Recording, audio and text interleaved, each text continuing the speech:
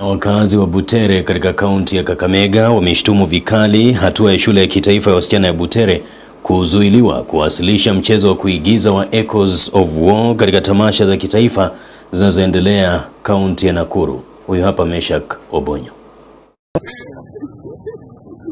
Wakazi hao wa Butere waliosema nasi nje ya lango la shule ya upili ya kitaifa ya wasichana ya Butere wanasema ni jambo la kugadhabisha kuwa wanafunzi waliofanya mazoezi kwa muda kwa tumaini la kudhihirisha talanta zao wamenyimwa haki yao. Hiyo jambo iliniudhi sana kwa sababu ni watoto, ni kitu watoto wamejipanga karibu tamu mzima, alafu wanaambiwa hawezi perform na ilikuwa ni national. Kuna mtoto hapo, hiyo ndio ilikuwa matumaini, ameweka bidii. Kwa hivyo hiyo tumekashifu.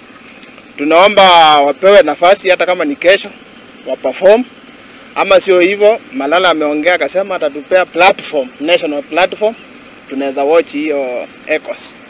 Watoto wetu wa shule ya Butere Girls wakifanywa maneno ambayo hayajatupendeza kama wakazi wa Butere.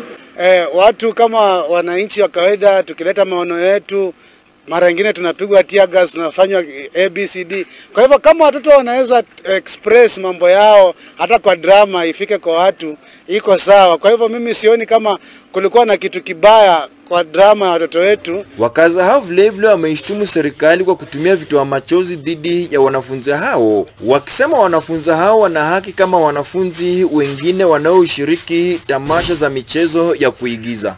Lazima tu wangeperform chenye wameenda kuperform, cause mbona wanazuia wanafunzi kupass the message kwa hao wananchi? Wangeacha hiyo message ifike kwa wananchi ndio tusikize hiyo message inasema nini kuliko kuwazuia.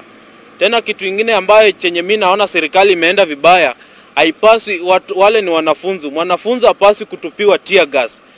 Tear gas kwa kuja watumie kwa wanaume kama sisi ambao tunatoa tax. Hiyo ni justice kwa sababu ni walikuwa ni shule nyingi, kila moja iliperform. Hii yao kwa nini inatengwa? Na ilianzia from zonos ikaenda sub county ikafika mpaka huko. Wanafunzi hao wa Butere Girls wamewasili shuleni jioni Alhamisi hii wakiwa chini ya ulinzi mkali wa maafisa wa polisi na kisha kushiriki ibada ya maombi katika kanisa la Kianglikana la Butere, hafla ya maombi iliyoongozwa na Askofu Rose Okeno. We are here to receive the girls from Nakuru. We all know what has been happening around Butere Girls and their play. We have been praying that God gives them journey mercies, and so we were patiently waiting to receive them. And so we just had a service with them. We have encouraged them because we know and believe that that is our role as spiritual leaders and as a mother in this case. Like I told them in the church, you know, your children have gone out there. You are not exactly sure what will befall them.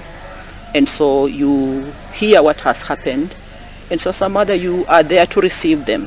However ugly, however muggy, however bad it might look, they are your children. You have to receive them home. Askofu Okeno amehoji kuwa watakuwa na hafla maalum ya kuwapa ushauri na saha wanafunzi hao. Nikipotia West TV kutoka shule ya upili ya kitaifa ya wasichana ya Butere, eneo bunge la Butere, kaunti ya Kakamega, niite Meshak Obonyo.